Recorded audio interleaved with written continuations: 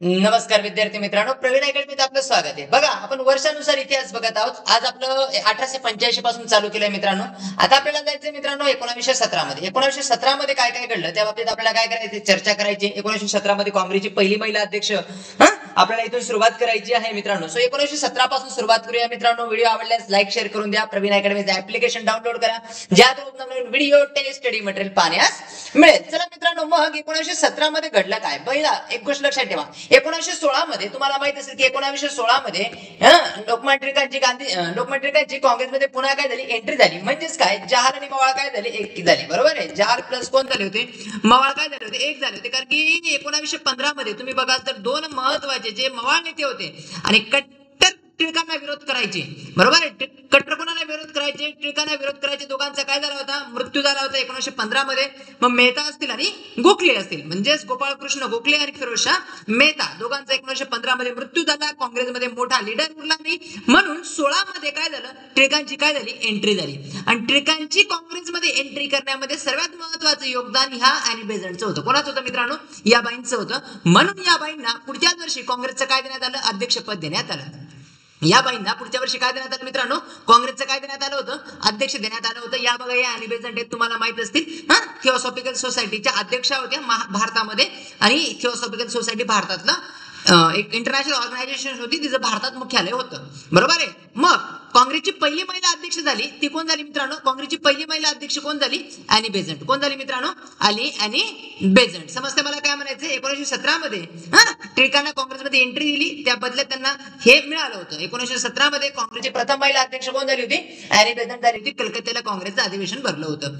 काँग्रेसच्या स्वातंत्र्याच्या आधी 3 महिला अध्यक्ष होऊन गेलेल्या आहेत. काँग्रेसच्या 1917च्या आधी, 1947च्या आधी किती महिला अध्यक्ष होऊन गेल्या, 3. म्हणजेच पहिले 1947 मध्ये तुम्ही ऐकलं असेल, 1917 मध्ये पहिला केव्हा, 1917 मध्ये अॅनी बेझंट. पण अॅनी बेझंट भारतीय नव्हत्या, आयरिश होत्या. बरोबर आहे, आयर्लंडच्या होत्या. दुसरं म्हणजे 1923 मध्ये सरोजिनी नायडू. बरोबर आहे. 1923 मध्ये कोण आहे मित्रांनो, सरोजिनी नायडू. कोण आहेत, सरोजिनी नायडू. बरोबर आहे, सरोजिनी नायडू. या काय होत्या, पहिली भारतीय महिला जी काँग्रेसची काय झाली आहे, अध्यक्ष झाली आहे, सरोजिनी नायडू. बरोबर आहे. आणि एक म्हणजेच 1932 मध्ये, 1932 मध्ये मला कमेंट करून सांगा, 1932 मध्ये काँग्रेसची पहिली महिला अध्यक्ष म्हणजे तिसरी महिला अध्यक्ष कोण होती. सांगण्याचा उद्देश कळालाय. स्वातंत्र्याच्या आधी 3 महिला काँग्रेसच्या काय होऊन गेलेल्या आहेत, अध्यक्षा होऊन गेलेल्या आहेत. पहिली महिला अध्यक्ष विचारणार्थ अॅनी बेझंट, पहिली भारतीय महिला विचारणार्थ सरोजिनी नायडू. आणि 1932 मध्ये अजून सुद्धा एक काँग्रेसची भारतीय महिला अध्यक्ष होऊन गेलेली आहे. मला तिचं नाव काय करायचं तुम्हाला कमेंट करून सांगायचं आहे, नाहीतर आपण पुढे डिस्कशन करूया. मग आता प्रश्न कसा येतो, खालीलपैकी कोणती महिला स्वातंत्र्याच्या आधी काँग्रेसची अध्यक्ष होती. आणि या 3 महिलांची नावं देतात, 1 बरोबर, 2 बरोबर, दोन्ही बरोबर, दोन्ही चूक, या पद्धतीचा प्रश्न विचारला जातो. ठीक आहे मित्रांनो. सो 1917 मध्ये काँग्रेसची महिला अध्यक्ष कोण झालेले आहेत, मग एक महिला काँग्रेसची अध्यक्ष एका महिला झालेली आहेत. नाव काय होतं, अॅनी बेझंट. कोण होत्या, अॅनी बेझंट. आता बघा, याच वर्षी चित्तरंजन दास यांनी काँग्रेसमध्ये प्रवेश केला. CR दास तुम्हाला माहित असेल, चित्तरंजन दास यांनी काँग्रेसमध्ये काय केलाय, प्रवेश केला 1917 मध्ये. बरोबर आहे. चित्तरंजन दासांना काय म्हणतात, देशबंधू म्हणतात. काय म्हणतात मित्रांनो, चित्तरंजन दास यांना काय म्हणतात, देशबंधू सुद्धा म्हणतात. लक्षात आलं मला काय म्हणायचंय. यांच्याच नावाने भारतातला पहिला रेल्वे इंजिन कारखाना आहे, चित्तरंजन रेल्वे इंजिन कारखाना, पश्चिम बंगालमध्ये. बरोबर आहे. तुम्ही हा पण वाचला असेल. हे आहे चित्तरंजन दास. बरोबर आहे. कोण आहेत मित्रांनो, चित्तरंजन दास. यांच्या नावाने भारतातला पहिला रेल्वे कारखाना सुद्धा आहे. क्लिअर आहे. CR दास. आता बऱ्याच लोकांचं कन्फ्युजन असतं दिनबंधू आणि देशबंधू मध्ये. सो एक आहेत मित्रांनो दिनबंधू आणि एक काय आहेत, देशबंधू. दिनबंधू कोण आहेत मला कमेंट करून सांगणार आहात. दिनबंधू कोण आहेत मला कमेंट करून सांगणार आहात. दिनबंधू कोण आहेत मला कमेंट करून सांगणार आहात. मागच्या लेक्चर मध्ये मी ऑलरेडी दिनबंधू सांगितलं होतं. नील दर्पण नावाचं नाटक या व्यक्तीने काय केलं होतं, लिहिलं होतं. हे दिनबंधूंनी, देशबंधूंनी नाही. देशबंधू हे प्रसिद्ध वकील होते, तुम्हाला माहित असेल. चित्तरंजन दास हे काय होते, वकील होते. काँग्रेसमध्ये यांची काय झाली, एंट्री झाली. पुढे स्वराज्य पार्टी हे काय करतील, स्थापना करतील. बघा आता अॅनी बेझंट बरोबर जून मध्ये अॅनी बेझंटने काय केलंय, जून 1917 मध्ये अॅनी बेझंट असतील, वाडियार असतील, जॉर्ज अरुंडेल असतील, यांना मद्रास सरकारने अटक केली. मद्रास सरकारने काय केली होती, अटक केली होती. याचे पडसाद देशभर काय झाले, उमटले. पडसाद काय झाले होते, देशभर उमटले होते. कारण की काँग्रेसच्या एका अध्यक्षांना काय केली होती, अटक केली होती. ठीक आहे. आता याच्या विरोधात, कोणते कशाच्या विरोधात, या 3 लोकांना अटक करण्याच्या विरोधात, या 3 लोकांना अटक करण्याच्या विरोधात, कोणाकोणाच्या विरोधात, अॅनी बेझंट असतील, वाडियार असतील आणि जॉर्ज अरुंडेल असतील, यांना अटक करण्याच्या विरोधात, या निषेधार्थ एस सुब्रमण्यम यांनी एस सुब्रमण्यम यांनी सर या पदवीचा काय केलाय, त्याग केलेला आहे. सर या पदवीचा काय केलाय मित्रांनो, त्याग केलेला आहे. इंग्लंड सरकारतर्फे दिली जाणारी ही पदवी होती, इंग्रज सरकारतर्फे दिली जाणारी ही काय होती मित्रांनो, पदवी होती. सर या पदवीचा काय केलेला आहे, त्याग केलेला आहे. क्लिअर आहे इथपर्यंत, समजते मला काय म्हणायचंय. चला पुढे जाऊया. 1917 मध्ये काय काय घडलं आता बघा. आता 1917 मध्ये तुम्ही अजून बघाल तर मदन मोहन मालवीय, मदन मोहन मालवीय असतील, सुरेंद्रनाथ बॅनर्जी असतील, मोहम्मद अली जिना असतील, आतापासून चळवळीपासून लांब राहिले नेतेही होम रूल मध्ये काय झाले, जोडले गेलेत. आणि हे तिघ मोस्टली टिळकांच्या होम रूल मध्ये नसून तर अॅनी बेझंटच्या होम रूल मध्ये होते. कोणाच्या होम रूल मध्ये होते, अॅनी बेझंटच्या होम रूल मध्ये होते. समजते मला काय म्हणायचं, अॅनी बेझंटच्या होम रूल मध्ये होते. आता ही नेते सुरुवातीला जेव्हा होम रूल चालू झाली, होम रूल जेव्हा सुरू झाली त्यावेळेस होम रूल पासून दूर राहिलेले होते. मदन मोहन मालवीय असतील, सुरेंद्रनाथ बॅनर्जी असतील, मोहम्मद अली जिना असतील. ठीक आहे. तर हे लोक जी होती ही सुरुवातीला याच्यापासून होम रूल पासून काय होती, अलिप्त होती. मात्र नंतर ते होम रूल बरोबर काय केली गेली, जोडली गेलेली आहे 1917 मध्ये. क्लिअर आहे मित्रांनो. चला पुढे जाऊया मित्रांनो. सरकारने अटक केलेल्या न सोडल्यास सक्रिय आणि सविनय कायदेभंगाचा इशारा टिळकांनी दिला होता. सरकारने ज्या लोकांना अटक केली होती, मग अॅनी बेझंट असतील ह्या लोकांना, तर नाहीच सोडलं तर सरकारला काय करायचंय, सविनय कायदेभंगाचा शस्त्र वापरण्याचा इशारा कोणी दिला होता, टिळकांनी दिला होता. कोणी दिला होता मित्रांनो, टिळकांनी दिला होता. क्लिअर आहे इथपर्यंत, क्लिअर आहे इथपर्यंत. चला, कारण की टिळक पण एका बाजूला होम रूल चालू होते, मात्र टिळकांची होम रूल कशा कुठे मर्यादित होती, मुंबई प्रांत आणि मध्य प्रांत एवढ्याच पुरती मर्यादित होती. मध्य प्रांत म्हणजे आजचा काय, मध्य प्रदेश, एमपी, विदर्भ त्यावेळेस त्याला जोडलेला होता. ठीक आहे, मध्य प्रांताला. चला मग पुढे जाऊन काय झालं, दमननीतीचा धोरणाचा उपयोग करून सरकारने होमरूल चळवळ दडपून टाकण्यात प्रयत्न केला. मात्र त्यांना काय आलं नाही, यश आलं नाही. सरकारने होमरूल चळवळ दडपण्याचा प्रयत्न केला. होमरूलचे जे महत्वाचे लीडर होते, जे अॅनी बेझंटचे होमरूलचे, तर सर्वांना काय केली होती, अटक केली होती. मात्र तरी सुद्धा होमरूल चळवळ काय केली गेली नाही, दडपली गेली नाही. ठीक आहे मित्रांनो, दडपली गेली नाही. पुढे जाऊया मित्रांनो. आता 1917 मध्ये तुम्हाला माहित असेल याच वर्षी चंपारण्य सत्याग्रह झाला होता. काय झाला होता मित्रांनो, गांधीजींचे 3 सत्याग्रह महत्वाचे, चंपारण्य, खेड आणि अहमदाबाद. बरोबर आहे, चंपारण्य, खेड आणि काय, अहमदाबाद. 17 मध्ये 1, 18 मध्ये 2 आणि मग 19 मध्ये 20 मध्ये असहकार आंदोलन काय होईल, चालू होईल. ठीक आहे मित्रांनो. तर 1917 मध्ये चंपारण्य सत्याग्रह, कोणता सत्याग्रह मित्रांनो, चंपारण्य सत्याग्रह. आता चंपारण्य सत्याग्रहाबद्दल आपल्याला थोडंसं शिकायचं, लक्षात ठेवायचे 2-4 गोष्टी चंपारण्य सत्याग्रहाबद्दल काय करायच्या, लक्षात ठेवायचे. तर गांधीजींना राजकुमार शुक्ला नाव आहे, राजकुमार शुक्ला या व्यक्तीने गांधीजींना शेतकऱ्यांच्या समस्येचं निराकरण करण्यासाठी आमंत्रित केलं होतं. चंपारण्यमध्ये, बिहारमध्ये मित्रांनो, कुठे आहे मित्रांनो, हे बिहारमध्ये. माहित असेल चंपारण्य कुठे आहे, बिहारमध्ये. आणि कोणत्या उत्पादनासाठी होतं, नीळ उत्पादनासाठी होतं. इंग्रज कंपल्सरी नीळ लावायचे आणि पाहिजे त्या भावामध्ये शेतकऱ्यांकडे नीळ खरेदी करायचे. बरं, नीळ कुठून आलं मित्रांनो, नीळ कुठून आलं, वेस्ट इंडिज कडून आलं. कुठून आलंय मित्रांनो, लक्षात ठेवायचं, नीळ कुठून आलेलं आहे, वेस्ट इंडिज कडून आलेलं आहे. ऍक्च्युली इंग्रजांचं राज्य वेस्ट इंडिजवर होतं, मात्र वेस्ट इंडिजवर नंतर फ्रान्सने राज्य केलं, त्याच्यामुळे इंग्रजांना निळचं उत्पादन बंद झालं, म्हणून भारतात निळाचं लागवड त्यांनी केलेली होती. ठीक आहे, कापूस, निळ, जसं खास करून इंग्रजांनी व्यापारी पिकांना प्रोत्साहित केलेलं होतं. मग जेव्हा गांधीजींना कोणी बोलवलं, राजकुमार शुक्ला या व्यक्तीने आमंत्रित केलं होतं शेतकऱ्यांच्या समस्याचं निवारण करण्यासाठी. आणि या सत्याग्रहामध्ये मग गांधीजींनी सत्याग्रह चालू केला. गांधीजींनी काय चालू केला होता, सत्याग्रह चालू केला होता. या सत्याग्रहामध्ये महाराष्ट्रातील 2 स्त्रिया होत्या. चंपारण्य सत्याग्रहात खालीलपैकी कोणती महाराष्ट्रीयन स्त्री होती, सरळ प्रश्न येतो. चंपारण्य सत्याग्रहामध्ये खालीलपैकी कोणती महाराष्ट्रीयन स्त्री होती असा प्रश्न विचारला जातो. मग कोण आहेत, अवंतिकाबाई गोखले. कोण आहेत, अवंतिकाबाई गोखले आणि आनंदीबाई वैशंपायन. बरोबर आहे. या 2 महाराष्ट्रीयन स्त्रिया होत्या. आयएनपी मित्रांनो, या 2 काय होत्या, महाराष्ट्रीयन स्त्रिया होत्या चंपारण्य सत्याग्रहामध्ये. चंपारण्य सत्याग्रहामध्ये या 2 काय होत्या, महाराष्ट्रीयन स्त्रिया होत्या. ठीक आहे मित्रांनो. चला पुढे जाऊया, आपण पुढचा क्वेश्चन घेऊया. ठीक आहे, चला पुढचा क्वेश्चन. आता पुढचा क्वेश्चन झाला मित्रांनो, पुढचा क्वेश्चन झाला.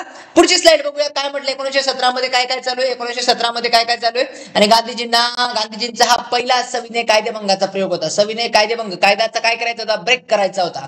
कायदा काय करायचा होता, पहिला सविनय कायदेभंगाचा प्रयोग गांधीजींनी कोणत्या वर्षी केला, सविनय कायदेभंगाचा प्रयोग गांधीजींनी कोणत्या वर्षी केला, असा पहिला प्रयोग विचारतात. आपल्याला वाटतं सविनय कायदेभंग म्हणजे 1930 दिसतं आपल्याला, बऱ्याच जणांना चंपारण्य दिसतं बऱ्याच जणांना, पण तसं नाहीये मित्रांनो. तर भारतामध्ये सविनय कायदेभंग म्हणजे कायदा काय करायचा होता, मोडायचा होता. मग चंपारण्य सत्याग्रहामध्ये कायदा मोडण्यासाठी गांधीजींनी पहिल्यांदा काय केला, प्रयोग केला. आणि गांधीजींचा भारतातील पहिला सत्याग्रह सुद्धा आहे. गांधीजींचा भारतातील पहिला सत्याग्रह सुद्धा आहे 1917 चंपारण्य सत्याग्रह. चंपारण्य सत्याग्रह समजते मित्रांनो काय करतोय मी? चंपारण्य सत्याग्रह ऍक्च्युली गांधीजींनी पहिला सत्याग्रह 1906 मध्ये केलेला आहे, पण तो भारतात नाहीये. कुठे आहे? कुठे आहे मित्रांनो? आफ्रिकेमध्ये आहे. कुठे आहे मित्रांनो? आफ्रिकेमध्ये गांधीजींचा भारतातील पहिला सत्याग्रह आणि भारतातील पहिला सविनय कायदेभंगाचा प्रयोग. कळाला तुम्हाला? चला पुढे जाऊया मित्रांनो. आता या नक्की होतं काय? तर 3 काठी पद्धत अस्तित्वात होती. बिहारमध्ये कोणती पद्धत अस्तित्वात होती? 3 काठी पद्धत. 3 काठी म्हणजे काय? 3/20 भाग कंपल्सरी प्रत्येक शेतकऱ्याला निळ लावावं लागायचं. म्हणजे 20 तुकडे असतील तर त्याच्यापैकी 3 तुकडे कंपल्सरी काय लावावं लागायची? निळ, जी आपण वापरतो. बरोबर आहे. 3 काठी पद्धत होती आणि 3/20 निळ लावावं लागायची. आणि हे जे 3 तुकडे आहेत ते शेतकरी इंग्रज व्यापारी कुठल्याही किमतीत, अतिशय कमी किमतीत शेतकऱ्यांकडनं घेऊन जायचे. त्याच्यामुळे शेतकऱ्यांचं मोठ्या प्रमाणात काय व्हायचं? नुकसान व्हायचं. शेतकऱ्यांचं मोठ्या प्रमाणात काय व्हायचं? नुकसान व्हायचं. शेतकऱ्यांना जमीनदार क्षेत्रात 20% भाग धरावा लागायचा. आणि यापैकी 3 भागावर निळीचे उत्पादन करणं काय होतं? बंधनकारक होतं. म्हणजे 3/20 भागावर निळाचं उत्पादन करणं प्रत्येक शेतकऱ्याला काय होतं? बंधनकारक होतं. खास करून चंपारण्य जिल्हा कुठे? मग बिहारमध्ये आहे. कुठे मित्रांनो? बिहारमध्ये आहे. बरोबर आहे. गांधीजी आले आणि मग पुढे सरकारने कृषी अधिनियम पास केला. गांधीजींनी सत्याग्रह केला आणि कृषी अधिनियम पास करून चंपारण्य शेतकऱ्यांना शेतसारा कमी केल्यानंतर सत्याग्रह काय आला? संपुष्टात आला आणि ही 3 काठी पद्धत अस्तित्वात बंद झाली. 3 काठी पद्धत काय झाली? बंद झाली. सांगितलं ठीक आहे तुमच्या भरोशावर म्हणे, तुम्हाला हवं असेल तर लावा, तुम्हाला नसेल हवं तर लावू नका. मात्र 1920 झाला. 1920 आला कारण की 1920च्या आधी कलर कपडा नव्हता, रंगबिरंगीचे कपडे नव्हते. सर्व लोक पांढरी खादीचे कपडे वापरायचे. कोणते कपडे वापरायचे मित्रांनो? 1920च्या आधी कोणते कपडे वापरायचे? पांढरे खादीचे कपडे वापरायचे. 1920 मध्ये काय झालं? 1920 मध्ये काय झालं? केमिकल कलरचा शोध लागला. कृत्रिम कलरचा काय लागला मित्रांनो? शोध कलर लागला. आपण जे आज वेगळ्या प्रकारचे कृत्रिम रंगाचा शोध लावला, जे आज आपण केमिकल कलरचे वेगळे रंगाचे कपडे वापरतो, त्या कपड्यांचा शोध लागला, त्या रंगांचा शोध लागला आणि पांढरे कपड्यांची लायबिलिटी कमी झाली. पांढरे कपडे वापरणं काय झालं? कमी झालं. आणि साहजिकच पांढऱ्या कपड्याला निळ सुद्धा देणं काय झालं? कमी झालं. आणि निळ उत्पादन भारतात ऑटोमॅटिकली काय झालं? बंद झालं. हा प्रश्न ऑलरेडी एमपीसीने विचारून झालाय की चंपारण्य सत्याग्रह यशस्वी झाल्यानंतर सुद्धा 1920 मध्ये भारतातनं निळ उत्पादन पूर्णतः बंद का झालं? हा प्रश्न ऑलरेडी 2-3 वर्षापूर्वी विचारला गेलेला आहे. कारण की 1920 मध्ये कशाचा शोध लागला होता मित्रांनो? केमिकल कलरचा काय लागला होता? शोध लागला होता. समजते मला काय म्हणायचंय? हा 3 काठी पद्धत काय झाली होती? गांधीजींनी काय केली होती? बंद केलेली होती. गांधीजींनी काय केली होती मित्रांनो? बंद केलेली होती. आता बघा, आता या चंपारण्य सत्याग्रहामध्ये अजून कोण कोण नेते होते? 2 महाराष्ट्रीयन स्त्रिया आलेल्या आहेत. बरोबर आहे. 2 महाराष्ट्रीयन स्त्रिया आलेल्या आहेत. आता चंपारण्य सत्याग्रहामध्ये अजून कोण कोण होतं? तर राजेंद्र प्रसाद, डॉक्टर राजेंद्र प्रसाद तुम्हाला माहित असतील. बरोबर आहे. महादेव सरदेसाई, बरोबर आहे. महादेव देसाई, नरहर पारेख, जे.बी. कृपलानी, हे पण नाव तुम्ही ऐकलं असेल. ब्रिज किशोर, हे पण राष्ट्रीय नेत्यांचा उदय चंपारण्याच्या काळातच झालेला आहे. चंपारण्य चळवळीतच यांचा उदय झाला. Mahadev Sardesai, doctor Rajendra Prasad, Narhari Parekh, JB. कृपलानी. बरोबर आहे. आपण पुढे जे.बी. कृपलानी बद्दल शिकणार आहोत. ब्रिज किशोर या राष्ट्रीय नेत्यांचा उदय चंपारण्य चळवळीच्या काळातच काय झालेला आहे? उदयास आलेला आहे. ठीक आहे मित्रांनो. चला पुढे जाऊया. आता याच काळामध्ये काही एक महत्त्वाची संघटना उदयास आली. ही संघटना परीक्षेत बऱ्याचदा विचारली गेलेली आहे. वुमन इंडियन असोसिएशन या संघटनेची स्थापना झाली. कोणत्या संघटनेची स्थापना झाली? वुमन इंडियन असोसिएशन या संघटनेची स्थापना झाली 17 मध्ये. स्थापना कोणी कोणी केली? ॲनी बेझंट यांनी केलेली आहे, मार्गारेट कानिस यांनी केली आणि डिरोजी जिनाजदार या 3 आयरिश महिलांनी केलेली आहे. आयर्लंडच्या 3 महिलांनी ही संघटनेची स्थापना केली. या संघटनेची स्थापना करण्यामागचा उद्देश काय होता मित्रांनो? कारण की याच वर्षी भारत मंत्री जो इंग्लंडला राहायचा, भारत मंत्री माहित असेल, जो इंग्लंडला राहायचा, कोण? मॉन्टेग्यू चेम्सफोर्ड कायदा तुम्ही ऐकला असेल. एडविन मॉन्टेग्यू भारतात आला. भारताची राजकीय स्थितीची पाहणी करण्यासाठी 17 मध्ये, आणि त्यांनी भारतीय महिलांना राजकीय हक्काची मागणी करण्याची संधी आहे असं सांगितलं.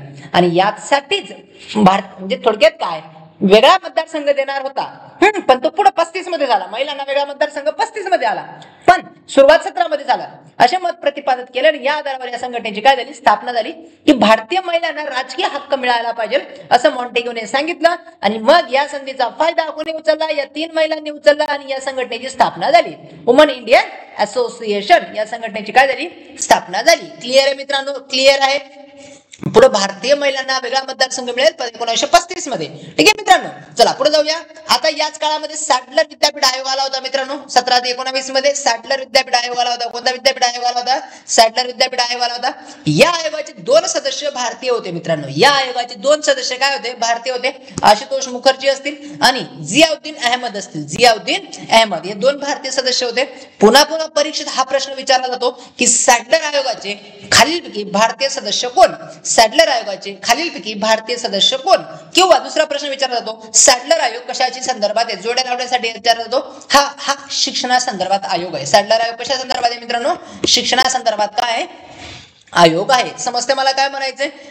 फास्ट होत असेल, कमी होत असेल, तुमचा कमेंट करा मित्रांनो, लाईक शेअर करून द्या. ठीक आहे, याचे ऑनलाईन क्लासेस आपल्याकडे अवेलेबल आहेत, तुम्ही जॉईन करू शकता. चला मित्रांनो पुढे जाऊया. या आयोगाने प्राथमिक ते विश्वविद्यालय स्तरापर्यंतचा अहवाल द्यायचा होता.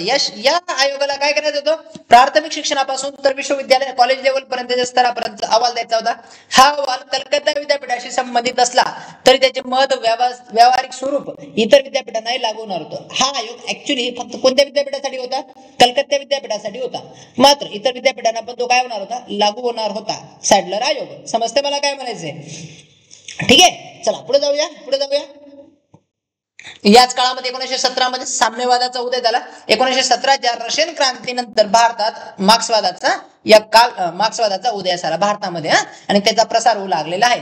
ठीक आहे, भारतामध्ये कशाचा प्रसार होऊ लागला? मार्क्सवादाचा प्रसार होऊ लागला. आता ते किती चांगलं आहे किती वाईट आहे तो नंतरचा मुद्दा. याच काळात कामगारांच्या मधील असंतोषातून साम्यवाद विचारसरणीचा उदय झाला. कामगारांचं शोषण होत होतं.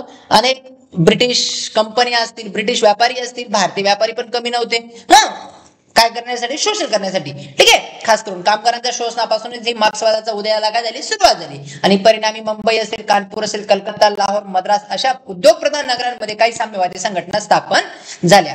काही साम्यवादी संघटना काय झाल्या होत्या? स्थापन झाल्या होत्या. कामगारांच्या हिताचं संरक्षण करण्यासाठी. ठीक आहे, अशा संघटना काय झाल्या होत्या? स्थापन झाल्या होत्या. पुढे आयटक वगैरे येणार आहे, आपण बघणार आहोत 1920 मध्ये. बरोबर आहे. चला, वृत्तपत्र सुरू झालं 1917 मध्ये. 1917 मध्ये वृत्तपत्र सुरू झालं कोणतं? इंडिपेंडेन्स. कोणतं वृत्तपत्र सुरू झालं? इंडिपेंडेन्स हे वर्तमानपत्र सुरू झालं इंग्रजी भाषेमध्ये अलाहाबाद येथून. कुठून सुरू झालं मित्रांनो? अलाहाबाद येथून इंडिपेंडेन्स नावाचं वर्तमानपत्र सुरू झालं. अलाहाबाद येथून काय सुरू झालं मित्रांनो? इंडिपेंडेन्स नावाचं काय सुरू झालंय? वर्तमानपत्र सुरू झालेलं आहे. ठीक आहे, चला आता हे वर्तमानपत्र कोणी चालू केलं होतं? मोतीलाल नेहरूने. इंडिपेंडेन्स हे वर्तमानपत्र कोणी चालू केलं होतं? मोतीलाल नेहरूने. कोणी चालू केलं होतं? मोतीलाल नेहरू. आणि 30 जून 1917 तारीख महत्वाची आहे. 30 जून 1917.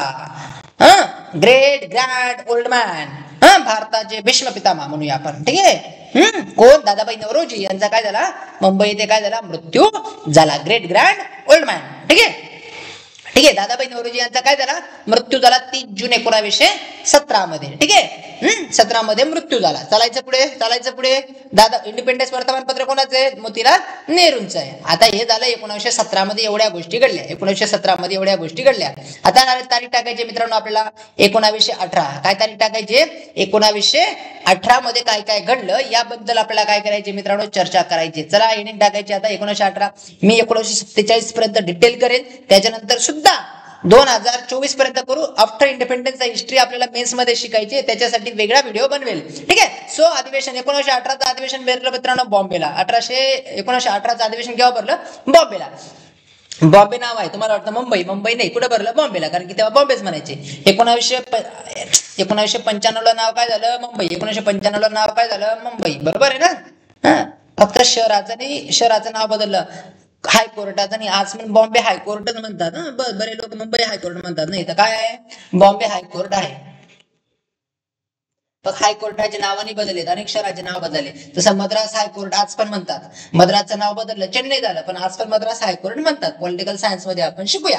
ठीक आहे, तर 1918 मध्ये काँग्रेसचं अधिवेशन भरलं. मुंबईमध्ये अध्यक्ष कोण होते? सईद हसन इमाम. ठीक आहे, केव्हा भरलं? सईद हसन इमाम हे अध्यक्ष होते काँग्रेसचे. ठीक आहे, आणि पहिले महायुद्ध समाप्त झालं 11 तारखेला 11व्या महिन्यात सकाळी 11 वाजता. म्हणजेच काय? 11 नोव्हेंबर 1918 ला पहिलं महायुद्ध सकाळी 11 वाजता काय झालेलं आहे? समाप्त झालेलं आहे. 11 तारीख लक्षात ठेवणं, लक्षात ठेवायचं. 18 मध्ये महायुद्ध समाप्त झालं. मात्र तुम्ही वर्ल्ड हिस्ट्री शिकाल तर वर्साईचा तह होता तो 1919 मध्ये झालेला आहे. वर्साईचा तह केव्हा झाला आहे?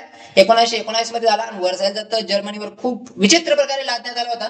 जर्मनीचे त्या काळातल्या लोकशाही सरकारला, या त्या काळातल्या सरकारला या मित्र राष्ट्राने काय केलं होतं, आजूबाजूला लोखंडी कड्या लावलेल्या होत्या, या तार कुंपणमध्ये बांधलं आणि घेऊन आले होते. काय करण्यासाठी?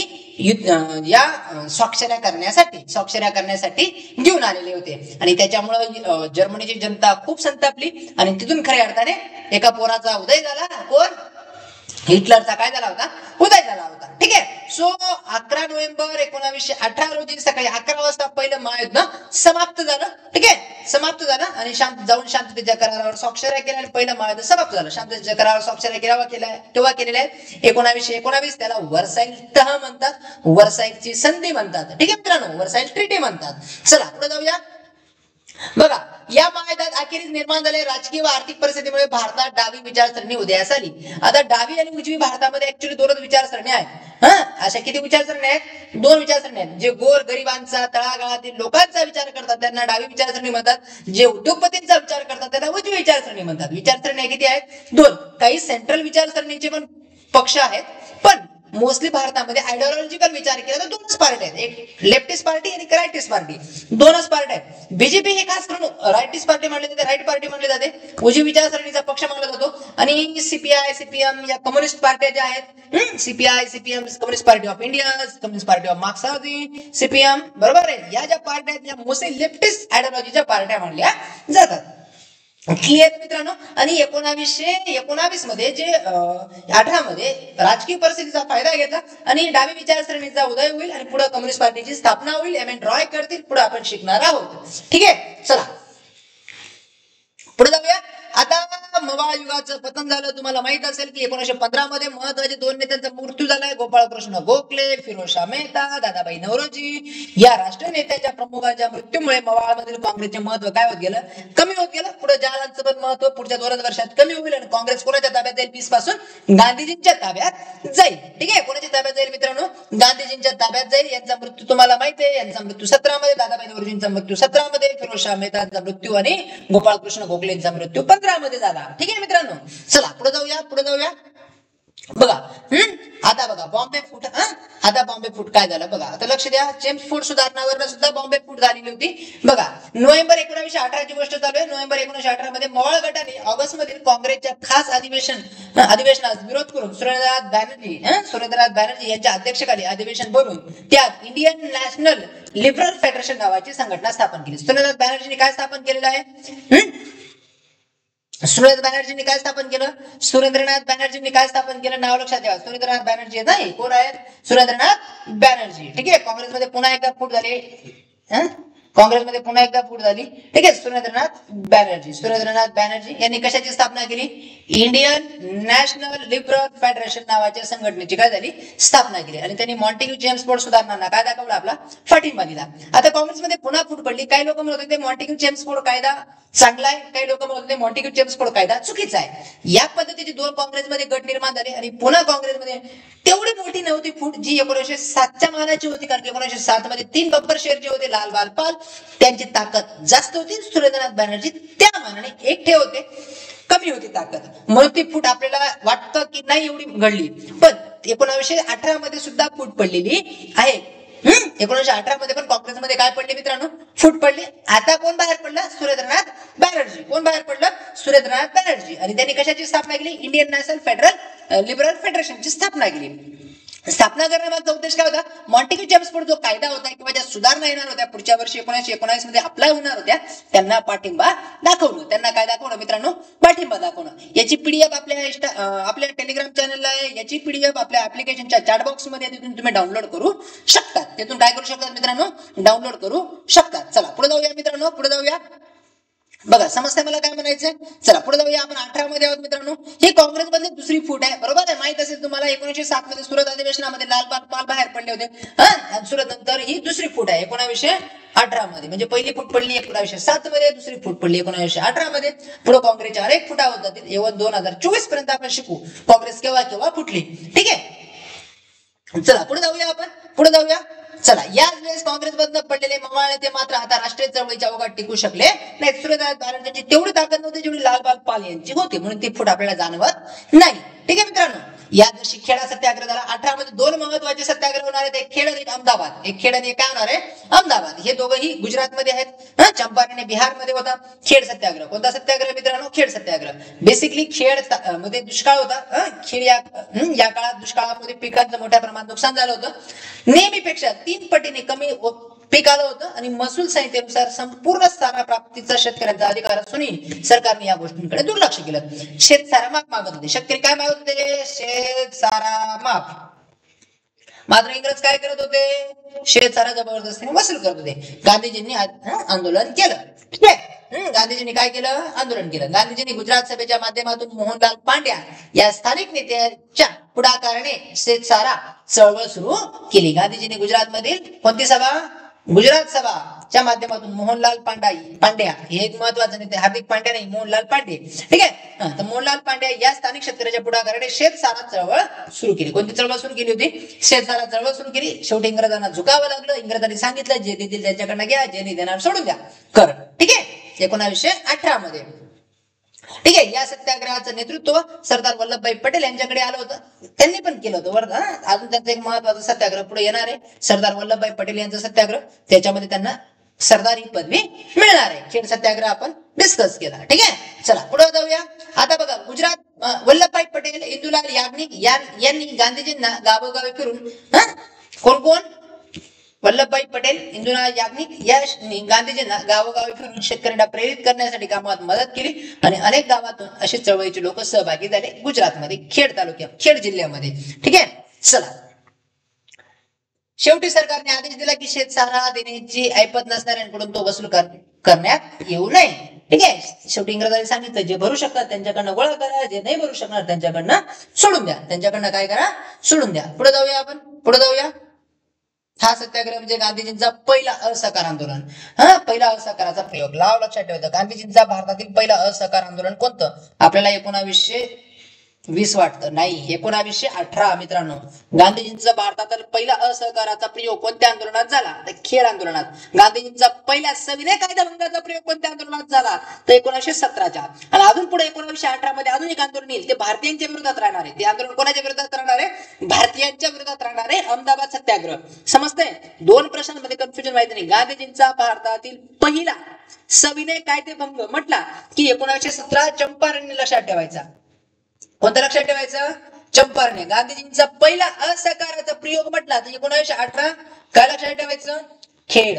भरपूर लोकांना कन्फ्युजन असतं, आपण लगेच वाचतच नाही पूर्ण प्रश्न, आपल्याला असहकार वाटला का लगेच 1920 ठोकून मोकळा होतो आपण. ठीक आहे, असं करायचं नाही, असं करायचं नाही. समजतं मित्रांनो काय करतोय. व्हिडिओ आवडल्यास लाईक शेअर करा. तुमचं लाईक आणि शेअर करणं मला व्हिडिओ बनवण्यामध्ये मोटिवेट केलं जातं मित्रांनो, मोटिवेट करतं. ठीक आहे मित्रांनो, चला आता अहमदाबाद गिरणी कामगारांचा सत्याग्रह. पुढचा सत्याग्रह कोणता आहे मित्रांनो, अहमदाबाद गिरणी कामगारांचा सत्याग्रह आपण डिस्कशन करूया.